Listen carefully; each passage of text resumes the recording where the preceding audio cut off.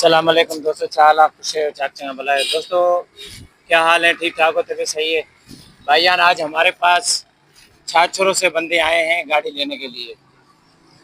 माशाल्लाह 2023 22 23 मॉडल इनको गाड़ी दी है, कागज़ बने में हैदराबाद नंबर है। भाई ने कल रात को हमारे को फ़ोन किया था, हमने कहा आप आ जाओ, हम आपको इंशाल्लाह गाड़ी दे देंगे। हमारे पास चली हुई गाड़ियाँ होती हैं हर किस्म की, चाइना की भी होती हैं, सिटी की भी होती हैं और माशाल्लाह अच्छी अच्छी गाड़ियाँ होती हैं। ज़्यादा भाई उनसे पूछेंगे भाई वाले कहाँ से आए हैं, हमारी गाड़ी से मुतमिन है कि नहीं है, हमारी डीलिंग इनको कैसे लगी, ज़्यादा भाई खुद बोलेंगे। वालेकुम सलाम। हम छात्रे से आके केसर से आए हैं।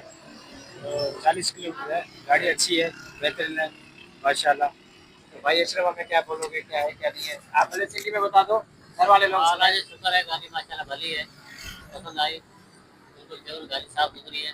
रात को फोन करो बहुत गाड़ी मुझे रखनी है और जाया से बिल्कुल बेहतर लगे।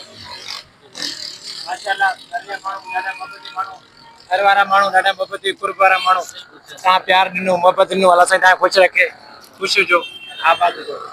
लख लाइक